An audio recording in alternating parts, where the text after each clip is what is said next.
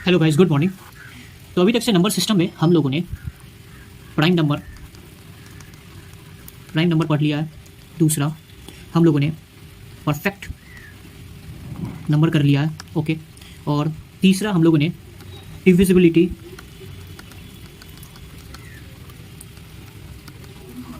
Rule भी पढ़ लिया है। और फिर चौथा हम लोगों ने कॉन्सेप्ट ऑफ यूनिट डिजिट भी कर लिया। ये चार चीज़ अभी तक से हम लोगों ने खत्म कर लिया: prime number, perfect number, divisibility rule और concept of unit digit, okay. तो आज हम लोग क्या करने वाले? आज हम लोग करने वाले हैं रिमाइंडर थ्योरम। अब मैं ये बता देता हूँ रिमाइंडर थ्योरम में कितने सारे टॉपिक हैं और कौन कौन से टॉपिक इंपॉर्टेंट हैं और कौन कौन से टॉपिक पे क्वेश्चन एग्जाम में बनते हैं। चलिए फिर शुरू करते हैं, हेडिंग डालते हैं रिमाइंडर थ्योरम।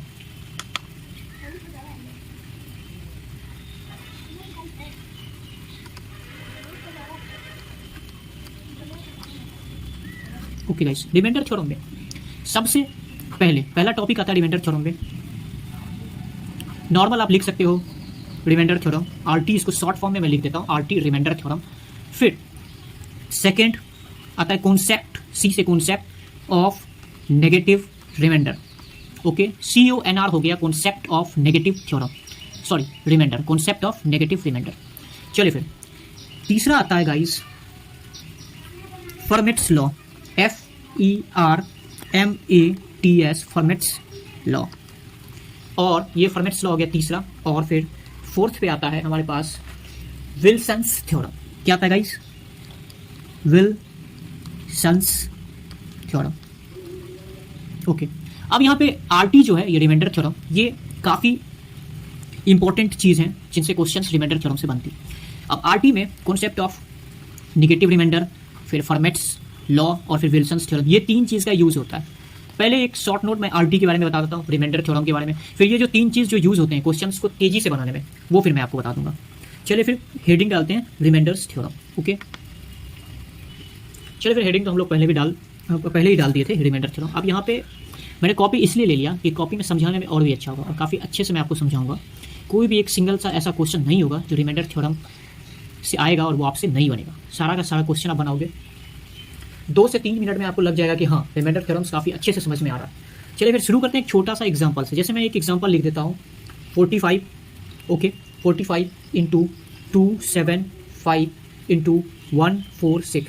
अगर पढ़ाने की स्पीड मेरी अगर बहुत स्लो है तो आप फास्ट करके देख लेना, और अगर फास्ट है तो फिर स्लो करके देख लेना। ये प्रॉब्लम आपकी सॉल्व हो जाएगी बाय 1 3। क्वेश्चन है 45 इंटू 275 इंटू 146 बाय 13, ओके। अब कोई पूछे कि बताइए इसका रिमाइंडर क्या होगा। देखिए ये तो बहुत छोटी सी बात है, काफ़ी सिंपल है। ये फर्स्ट स्टेज है रिमाइंडर थ्योरम का, ये फर्स्ट स्टेज बोलिए या फिर आप इसको फर्स्ट टाइप भी बोल सकते हैं, ओके। चलिए फिर इसको सॉल्व करते हैं। आपको कुछ विशेष इसमें करना नहीं है, आपको क्या करना है, ये अलग अलग सबको डिवाइड कर लेना है, ओके। तो क्या हो जाएगा भाई, एक दो चीज़ आप कर सकते हो। एक तो आप अपने मन में करके लिख सकते हो, दूसरा अभी मैं बता रहा हूँ इसलिए मैं अलग अलग करके बता रहा हूँ।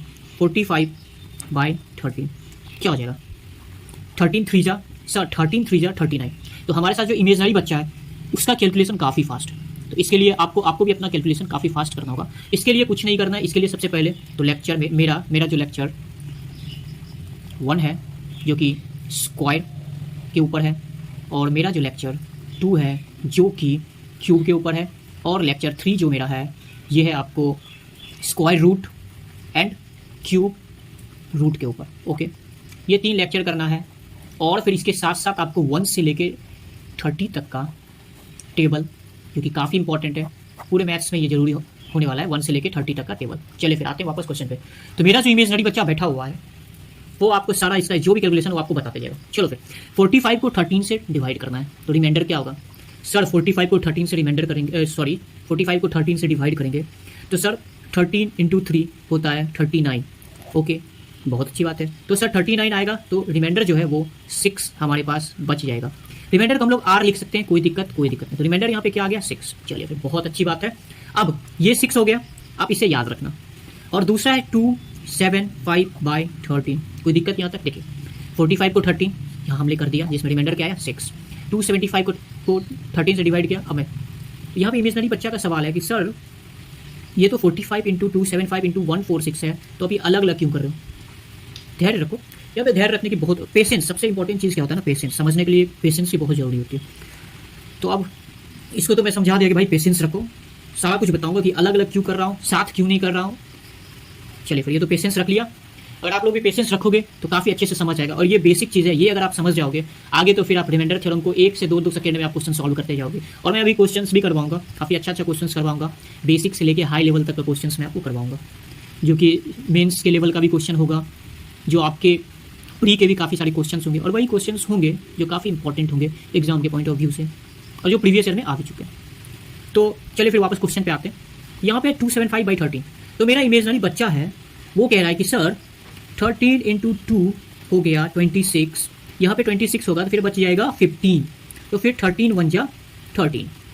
तो सर यहाँ पे जो है वो हमारे पास आ रहा है सर 2, क्या आ रहा है 2 सर, रिमाइंडर आ रहा है। अच्छा, बहुत सारे बच्चा एक छोटा सा एक अच्छे से मैं डिवाइड करके दिखा देता हूँ कि ताकि किसी को प्रॉब्लम ना हो। जैसे 275 को 13 डिवाइड कर रहा था, चलिए फिर एक साइड में हम लोग कर लेते हैं। 13 को 275 से डिवाइड कर देते हैं। 13 × 2 = 26, इधर 1 आ गया, इधर 5 आ गया, 13 × 1 = 13। हमारे पास रिमाइंडर क्या आ गया सर, हमारे पास रिमाइंडर 2 हो गया। चलिए फिर मेरा इमेजनरी बच्चा काफ़ी तेज है, उसने सही आंसर दिया था कि सर रिमाइंडर जो होगा वो 2 होगा। चलिए फिर अब क्या आ गया हमारे पास, एक और लास्ट बच रहा है हमारे पास, ये देखिए आप 146।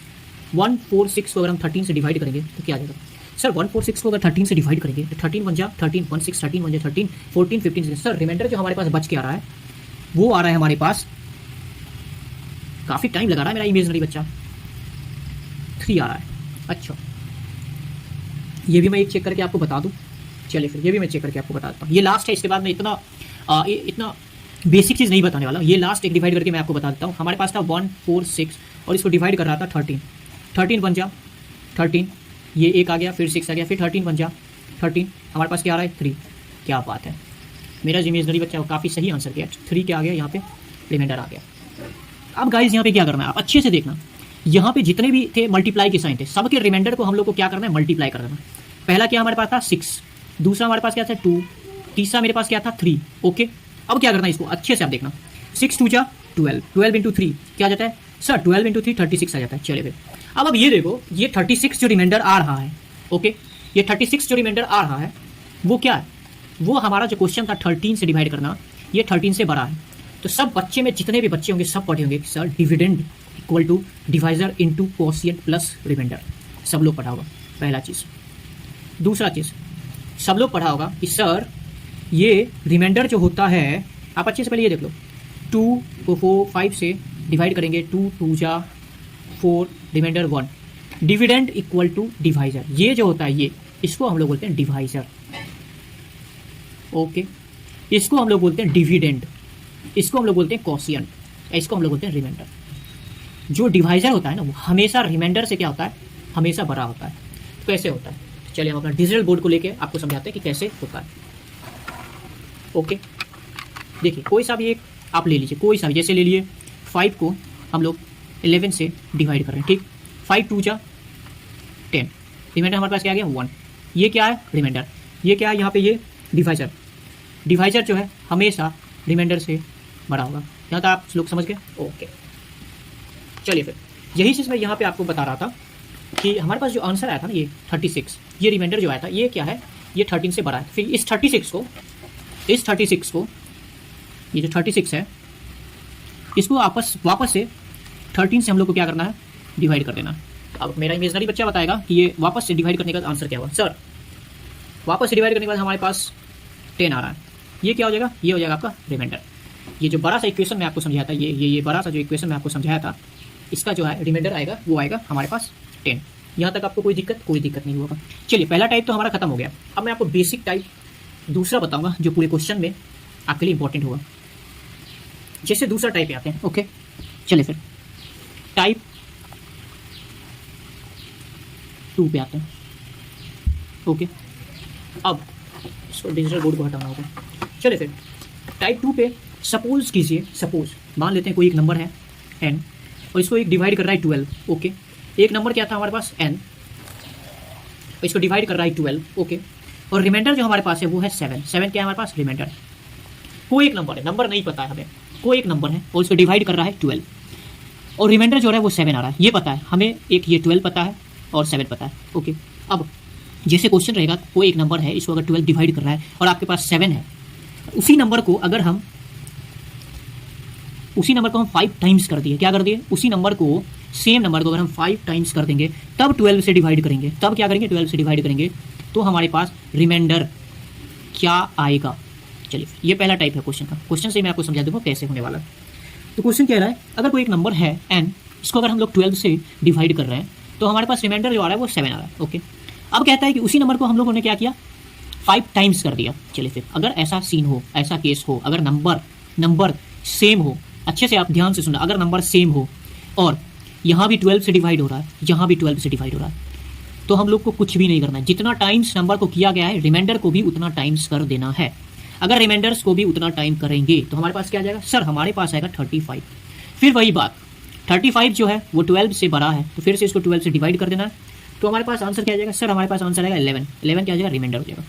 एग्जाम में अगर क्वेश्चन आया कि कोई भी एक नंबर है, उसको अगर हम लोग 12 से डिवाइड कर रहे हैं और रिमाइंडर आ रहा है 7, उसी नंबर को हम लोगों ने 5 टाइम्स कर दिया और वापस उसी 12 से डिवाइड किया, तो फिर रिमाइंडर क्या आएगा, तो रिमाइंडर जितना टाइम्स नंबर को करेंगे, सेम उतना ही टाइम्स हम लोग रिमाइंडर को करेंगे, और 5 टाइम्स है इंटू 5 कर देंगे, बटा 12 मतलब 12 से डिवाइड कर देंगे। आंसर हमारे पास क्या आ जाएगा, 11 क्या है, तो भाई 11 जो है वो है रिमाइंडर। चलिए, पहला टाइप खत्म। अब इसमें एक टाइप और बनता है, उसमें एक टाइप और क्या बनता है ये मैं आपको बताता हूँ। चलिए फिर, कोई एक नंबर है, ठीक है, n, ये जो है ये इस बार 19 से डिवाइड हो रहा है, 19 से डिवाइड हो रहा है, और हमारे पास रिमाइंडर जो आ रहा है वो आ रहा है 8 एज अ रिमाइंडर। चलिए, कोई एक नंबर है, वो इस बार क्या हो रहा है, इस बार 19 से डिवाइड हो रहा है और रिमाइंडर कितना दे रहा है, सर रिमाइंडर 8 दे रहा है। चलिए फिर, बहुत अच्छी बात है। अब अगर नंबर का स्क्वायर कर दिए, मान लीजिए कोई एक नंबर था, अगर नंबर का स्क्वायर करके वापस से अगर 19 से डिवाइड करेंगे तो रिमाइंडर क्या होगा, सर यहाँ पे आपने नंबर को अगर 5 टाइम्स किया था तो रिमाइंडर भी 5 टाइम्स हो गया था, तो यहाँ भी क्या करेंगे, नंबर का स्क्वायर हो रहा है, तो हम लोग क्या करेंगे, 8 का जो रिमाइंडर है यहाँ पे 8 का स्क्वायर करके वापस से 19 से डिवाइड करके। बहुत अच्छी बात है, काफ़ी अच्छे से समझ पा रहा है मेरा जो इमेजनरी बच्चा है, काफ़ी इंटेलिजेंट है, काफ़ी अच्छे से बात को समझ रहा है। यहाँ पे हम लोगों ने 5 टाइम्स किया रिमाइंडर को, यहाँ पे नंबर का स्क्वायर था तो रिमाइंडर का भी स्क्वायर हो गया, तो 8 का स्क्वायर बताओ, सर 8 का स्क्वायर होता है 64, वाह बाय 19, बहुत अच्छी बात है। तो रिमाइंडर क्या आएगा, सर 64 को अगर 19 से डिवाइड करेंगे तो हमारे पास आएगा 7 एज अ रिमाइंडर। बहुत अच्छी बात है, काफ़ी अच्छे से बात को पकड़ पा रहा है मेरा इमेजनरी बच्चा है, काफ़ी अच्छे से। अब देखिए, ये तो हमारा क्या था, सेकेंड टाइप हमारा हो गया खत्म। अब एक और इंपॉर्टेंट क्वेश्चन जो बनते हैं रिमाइंडर थम्स, ये मैं आपको बताता हूँ, ये काफ़ी अच्छे क्वेश्चन है। इसमें क्या है, इसमें कह रहा है कि एक कोई नंबर है, अच्छा, इसको हम लोग 55 से डिवाइड कर रहे हैं। चलिए, बहुत अच्छी बात है, और इसका जो रिमाइंडर आ रहा है वो आ रहा है 14। क्वेश्चन अच्छे से पहले आप समझिए, कोई एक नंबर है, इसको हम 55 से डिवाइड कर रहे हैं और हमारे पास जो है रिमाइंडर वो 14 आ रहा है। ओके, अब हमारे पास है n स्क्वायर, पहले क्या किया गया, नंबर को स्क्वायर किया, फिर इसमें क्या किया, +3, ओके, बाय 11। अब पूछ रहा है कि इसका रिमाइंडर क्या होगा। तो देखिए, वही चीज़ करना है सबसे पहले हमको। और हाँ, एक सबसे इंपॉर्टेंट चीज़ आपको मैं ये पहले ही बता देना चाहिए था, अगर यहाँ पे आप ये देखो 12, मैं क्या बोला था, नंबर सेम होना चाहिए और जिस नंबर से ऊपर डिवाइड हो वही नंबर होना चाहिए। यहाँ पे एक चीज़ और आप याद कर लेना, या 12 हो या 12 का कोई भी फैक्टर हो, जैसे 1, 2, 4, 6, ये जो 4 नंबर हैं वो चारों जो हैं 12 के फैक्टर्स, या 12 हो या 12 का कोई भी फैक्टर हो, तो सेम चीज़ करना है। अब अच्छे से ध्यान देना, यहाँ पे 55 है, यहाँ पे क्या है गाइस, 55 है, तो 55 का फैक्टर 11 है। हाँ सर, 55 का फैक्टर 11 है, क्योंकि हम लोगों ने पढ़ा था 55 का जो फैक्टर है 1 है, 5 है, 11 है। चलिए, बहुत अच्छी बात है, काफ़ी अच्छे से बात को समझ पा रहा है इमेजनरी बच्चा। तो 11 जो है वो 55 का फैक्टर है। फिर सेम चीज़ कर देना, क्या करना है, देखिए रिमाइंडर हमारे पास क्या है, 14 है, यहाँ पे नंबर का स्क्वायर करेंगे, यहाँ पे क्या करेंगे, रिमाइंडर का स्क्वायर, 14 का स्क्वायर। यहाँ तक कोई दिक्कत, सर कोई दिक्कत नहीं, +3 कोई दिक्कत, कोई नहीं, बाय 11 यहाँ तक कोई दिक्कत नहीं होगा सर। अच्छा, 14 का स्क्वायर क्या होता है, सर 14 का स्क्वायर होता है 196, बहुत अच्छी बात है। इसमें क्या ऐड कर देना, सर 3 ऐड कर देना और 11 से डिवाइड कर देना, ये क्या आ जाएगा, सर ये आ जाएगा 199 बाय 11, वाओ, बहुत अच्छी बात है। चलिए फिर बताओ, फिर इसका रिमाइंडर क्या आ जाएगा, सर रिमाइंडर सिंपल है, 11 1 11, 8 बच गया, 89, 88 होता है तो 1 हो जाएगा इसका रिमाइंडर। बहुत अच्छी बात है, 1 हो गया इसका रिमाइंडर। ये 3 टाइप, पहला टाइप हमारे पास ये वाला था, सॉरी पहला टाइप हमारे पास मल्टीप्लाई वाला था जो मैं आपको बता दिया, दूसरा टाइप हमारे पास ये था, तीसरा टाइप हमारे पास ये वाला था स्क्वायर वाला, और चौथा टाइप हमारे पास ये था फैक्टर वाला। अगर सेम फैक्टर से भी अगर हो रहा हो डिवाइड तो सेम चीज़ करना है। यहाँ तक क्लियर हो गया होगा। अब यहाँ तक अगर क्लियर हो चुका है आप लोगों को, कुछ नहीं करना, 1-2 क्वेश्चंस प्रैक्टिस कर लेते हैं। ओके, यहाँ पे एक बच्चे का डाउट है कि सर आपने बोला यहाँ पे जो 55 है इसी का फैक्टर 11 है, और अगर क्वेश्चन में कोई भी नंबर को कोई एक नंबर डिवाइड कर रहा होगा, अगर वो नंबर नहीं रहेगा यहाँ पे और ना ही इस नंबर का कोई फैक्टर यहाँ पे रहेगा, तो क्या करना है? इस केस में आपको कुछ नहीं करना है। इस केस में आपको लिखना है answer can not be determined. क्या लिखना है आपको? Answer can not be determined. कभी ये संभव नहीं है, कभी निकलेगा ही नहीं रिमाइंडर उस केस में। चलिए फिर क्वेश्चन पे आते हैं। अब चलिए फिर क्वेश्चन पे आते हैं। पहला क्वेश्चन हमारा है, आपसे पहले क्वेश्चन पे आप फोकस करो। पहला क्वेश्चन हमारा है कि व्हेन अ नंबर, आप अच्छे से देखना, मैं क्वेश्चन पढ़ता जाऊँगा और फिर मैं बताता जाऊँगा। When a number x is divided by a divisor. सबसे पहले मैं आपको अच्छे से बता दिया था, क्या बता दिया था ये मैं आपको बताता हूँ। कोई सा भी एक नंबर था, इसको मैं डिवाइड करके, ओके, 2 2 जा 4, यहाँ पे 1 हो जाएगा, ओके, यहाँ तक कोई दिक्कत? तो मैंने क्या बोला था, डिविडेंड जो होता है, okay, dividend equal to divisor into quotient plus remainder, okay. ये क्या हो जाएगा हमारे पास? ये जो 2 है ये है डिवाइजर, ओके। हमारे पास ये क्या है? ये है हमारे पास कोशिएंट और ये हमारे पास क्या है? Remainder, okay. यहाँ तक कोई दिक्कत? चलिए, अब क्वेश्चन कह रहा है when a number x is divided by a divisor. एक नंबर x है जो एक डिवाइजर से डिवाइड हो रहा है, it is seen that the divisor equal to 4 times the quotient double the remainder, okay, double the remainder. If the remainder is 80 then find the value of x। कोई दिक्कत यहाँ तक? कोई दिक्कत नहीं। चलिए फिर क्वेश्चन को एक बार और पढ़ते हैं और इसे बनाने का ट्राई करते हैं, ठीक है। देखिए क्वेश्चन कह रहा है, अब सही है। क्वेश्चन कह रहा है कि when a number x is divided by a divisor. चलिए फिर कोई एक x है, उसको क्या कर रहा है? एक डिवाइजर डिवाइड कर रहा है। It is seen that the divisor equal to 4 times the quotient. कह रहा है कि डिवाइजर जो है ना गाइस, डिवाइजर ये जो है 4 टाइम्स है किसके? कोशिएंट के। यहाँ तक कोई दिक्कत? कोई दिक्कत नहीं। पहला चीज़ आप कर रहा है डबल द रिमाइंडर। यही डिवाइजर जो है ना गाइस, ये क्या कर रहा है? जो रिमाइंडर है ना उसका डबल है। तो रिमाइंडर हमारे पास दिया गया है, आप अच्छे से देखना। इफ़ द रिमाइंडर इज 80, यहाँ पे बोल रहा है कि the divisor equal to double the remainder. अब यहाँ पे एक चीज़ यहाँ से तो ये निकल सकता है, डिवाइजर यहाँ पे 160 तो निकल सकता है। कैसे निकलेगा सर? डिवाइजर जो है, डिवाइजर बोल रहा है कि रिमाइंडर का जो है वो डबल है। अगर रिमाइंडर 80 है तो डिवाइजर 160 हो जाएगा। चलिए बहुत अच्छी बात है। अगर हमारे पास डिवाइजर 160 हो गया, ओके, अब क्वेश्चन निकल जाएगा सर। क्वेश्चन, हाँ सर निकल जाएगा। क्वेश्चन कैसे निकलेगा सर? 160 डिवाइजर की जगह पे रख देंगे, इक्वल टू 4 कोशिएंट। यहाँ पे हमारे पास ये था, ओके। तो सेम यहाँ पे ऐसे करना है सर, कोशिएंट इक्वल टू क्या हो जाएगा? 160/4 हो जाएगा। तो हमारे पास 40 आ जाएगा quotient.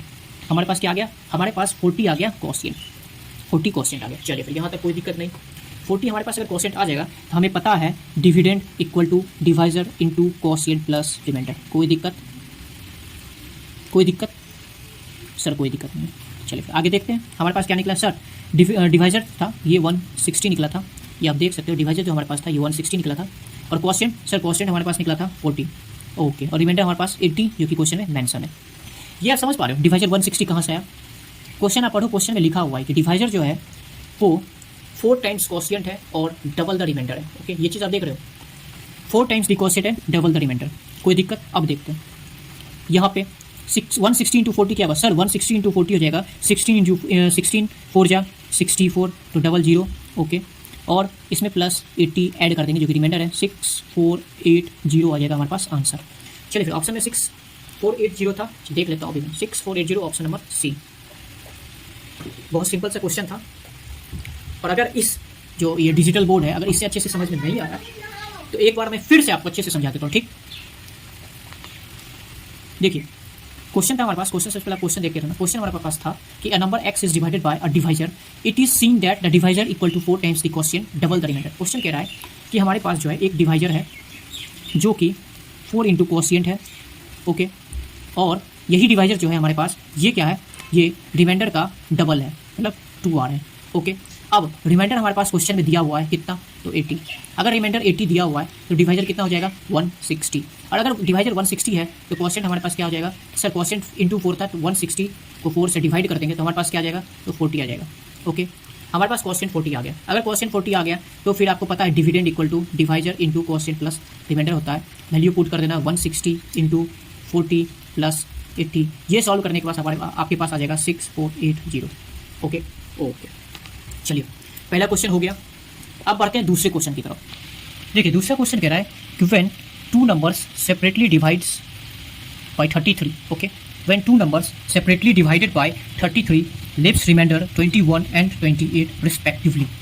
If the sum of those two numbers is divided by 33 the remainder will be. ये वही क्वेश्चन है गाइस जो मैंने आपको टाइप बताया था। यहाँ पे क्वेश्चन कह रहा है कि दो नंबर है वो अलग अलग डिवाइड हो रहा है। मतलब यहाँ पे देख लो, if two number separately divided by 33 leaves remainder 21 and 28। एक नंबर 1 है, ओके गाइस, और एक नंबर जो है वो 2 है। दोनों को 33 से हम लोग क्या कर रहे हैं, डिवाइड कर रहे हैं। दोनों को हम लोग 33 से डिवाइड कर रहे हैं, ओके। अब क्या हो रहा है, 33 से डिवाइड करने के बाद यहाँ पे क्वेश्चन कह रहा है 21 और 28 रिमाइंडर आता है। इसका जो रिमाइंडर आता है ये आता है 21, इसका जो रिमाइंडर आ रहा है ये आ रहा है 28, ओके। अब कह रहा है क्या, if the sum of those two numbers is divided, sum of those two number मतलब कह रहा है अगर n1 प्लस n2 कर देंगे, ओके, दोनों को सम कर देंगे, यहाँ तो कोई दिक्कत, n1 प्लस n2 कर देंगे तो और 33 से डिवाइड करेंगे, मतलब वही नंबर से डिवाइड करेंगे 33 से, यहाँ तक कोई दिक्कत, दोनों को डिवाइड कर देंगे। अब गाइस यही बात हो गया, इसमें क्या करना है आपको, दोनों के रिमाइंडर को ऐड करना है, 21 प्लस 28 और 33 से डिवाइड कर देना। यही चीज़ मैं आपको बोला था, नंबर 1 को भी 33 डिवाइड कर रहा है, नंबर 2 को भी 33 डिवाइड कर रहा है, और अब कह रहा है कि दोनों को जोड़ करके और 33 से डिवाइड करेंगे तो रिमाइंडर क्या आएगा। तो 21 प्लस 28 क्या होगा सर, 21 प्लस 28 हो जाएगा 49। 49 को फिर क्या करना है, 33 से डिवाइड कर देना, ओके। 49 को क्या करना है, 33 से डिवाइड कर देना। तो हमारे पास क्या आंसर आ जाएगा सर, हमारे पास आ जाएगा 16। 16 क्या आ जाएगा, रिमाइंडर। 16 क्या हो जाएगा, रिमाइंडर। क्या करना था, एक नंबर 1 था, एक नंबर 2 था, दोनों को 33 डिवाइड कर रहा है, ओके। डिवाइड करने का इसका जो रिमाइंडर है ये 21 है, इसका जो रिमाइंडर है ये 28 है। अब क्वेश्चन में कहता है कि अगर दोनों नंबर को ऐड करके 33 से डिवाइड करेंगे तो क्या होगा। तो भाई दोनों के रिमाइंडर को लेना है, दोनों के रिमाइंडर को आपस में जोड़ना है, क्योंकि यहाँ पे जोड़ रहे हैं नंबर को, और 33 से डिवाइड करना, जो आंसर होगा वही आपका रिमाइंडर होगा, ओके। इस क्वेश्चन का आंसर हो गया हमारे पास 16। ये दूसरा क्वेश्चन का रिमाइंडर टर्म का जो काफ़ी इंपॉर्टेंट था। तो गाइस नेक्स्ट क्वेश्चन है, let P be a prime number. Question को आप अच्छे से देखना, यहाँ पे पी बोल रहा है एक प्राइम नंबर होना चाहिए। Let P be a prime number greater than 3। सबसे पहले यहाँ पे बोल रहा है कि पी जो है वो प्राइम नंबर होगा और ग्रेटर देन 3 होगा। तो सबसे पहले प्राइम नंबर क्या होता है, a number which is divisible, एक कोई नंबर है, okay, a number which is divisible by 1 and itself, इसको बोलते हैं हम लोग प्राइम नंबर। 3 क्या है, 3 प्राइम नंबर है क्योंकि ये 1 और इटसेल्फ 3 से ही डिविजिबल है, ओके। अब बोल रहा है 3 से बड़ा, 3 से बड़ा क्या होगा गाइस, 3 से बड़ा जिसको प्राइम नंबर पता होगा, ये 3 से बड़ा 5, इसको पता होगा 5 होता है। तो एक तो पहले लाइन से हमको ये पता चल गया कि 5 लेना है, ओके। अब आगे बढ़ते हैं क्वेश्चन। अगर if p is a prime number greater than 3 then what is the remainder when p square plus 19 is divided by 12। Simple सा क्वेश्चन है, p स्क्वायर की जगह पे क्या कर लेना है सर, p स्क्वायर की जगह पे पहले p स्क्वायर प्लस 19 को बोल रहा है 12 से डिवाइड करने के लिए, ओके। और p स्क्वायर जो है वो है प्राइम नंबर, p स्क्वायर जो है यहाँ पे क्वेश्चन में दिया हुआ है p B a prime number greater than 3, तो क्या करना है 5 का स्क्वायर करना है। ये बात आपको समझ में आ रहा है 5 का स्क्वायर क्यों किया, क्योंकि 3 के बाद सबसे बड़ा नंबर जो होगा वो होगा 5, क्योंकि 3 से बड़ा है। 5 का स्क्वायर प्लस 19, यहाँ तक कोई प्रॉब्लम नहीं। क्या करना है 12 से डिवाइड कर देना, यही चीज़ बोल रहा है, ठीक है। 5 का स्क्वायर क्या होता है 25 प्लस 19, कोई दिक्कत, बाय 12। अब देखिए 25 प्लस 19 क्या होता है सर, 954 हो गया, 14 कैरी 1 44 बाई क्या होगा 12, यहाँ तक कोई दिक्कत नहीं। 12 3 जा सर, 12 3 जा 36, ओके। तो हमारे पास रिमाइंडर क्या होगा सर 8 क्या आ जाएगा रिमाइंडर। ये चीज़ में कोई दिक्कत, ये समझने में क्वेश्चन में पहले ही बोल दिया गया है कि p जो है वो एक प्राइम नंबर है जो कि ग्रेटर देन 3 है, इसलिए मैं यहाँ पे p की जगह पे क्या किया 5 लिया, ओके। तो इसका आंसर क्या होगा 8, ऑप्शन में 8 है, आंसर 8 है, ऑप्शन बी। चलिए फिर दूसरा क्वेश्चन भी कंप्लीट हो गया। तो गाइस अभी जितना कुछ मैं बताया हूँ कुछ खास तो है नहीं, रिमाइंडर थ्योरम का ये एक बेसिक था और एक तो क्वेश्चंस भी मैं करवा दिया। अब यहाँ पे क्या है, यही रिमाइंडर थ्योरम में एक और कॉन्सेप्ट है जो कि काफ़ी इंपॉर्टेंट कॉन्सेप्ट है, ये चीज़ मैं अपने नेक्स्ट लेक्चर में बताऊँगा जो कि काफ़ी इंपॉर्टेंट होने वाला है। और वही कॉन्सेप्ट 60% क्वेश्चंस वही कॉन्सेप्ट से बनते हैं 60%, और बाकी का जो 40% है वो मैं अभी आपको बता चुका हूँ, 40% कवर हो चुका है। और यहाँ पे जो 3 टॉपिक मैंने लास्ट में बताया था, नेगेटिव रिमाइंडर कॉन्सेप्ट जो था, कॉन्सेप्ट ऑफ नेगेटिव रिमाइंडर, इसके बाद फॉर्मेट्स लॉ, विल्सन्स लॉ, ये 3 चीज़ जो है ना गाइस, ये 3 चीज़ मदद करते हैं आंसर को जल्दी निकालने में। रिमाइंडर थ्योरम के जो क्वेश्चंस बनते हैं उसके आंसर्स को जल्दी करने में ये 3 चीज़ हम लोग को हेल्प करते हैं। तो 60% बचा हुआ है रिमाइंडर थ्योरम का, 40% तो इस लेक्चर में मैंने कवर कर दिया। चलिए फिर मिलेंगे अगले लेक्चर में, अगले रिमाइंडर थ्योरम के लेक्चर में, जो कि काफ़ी इंपॉर्टेंट होने वाला है। और गारंटीड मैं बोलूँगा जितना क्वेश्चन मैं करवा दूंगा, आप कोई सा भी पेपर, कोई भी कम्पिटिटिव एग्जाम के पेपर्स को देख लेना, उससे बाहर अगर आ गया तो आप कमेंट कर देना कि इससे बाहर क्वेश्चन आया हुआ है, सवाल ही नहीं है कि इससे बाहर आएगा। चलिए फिर अभी तक के लिए इतना ही, जय हिंद।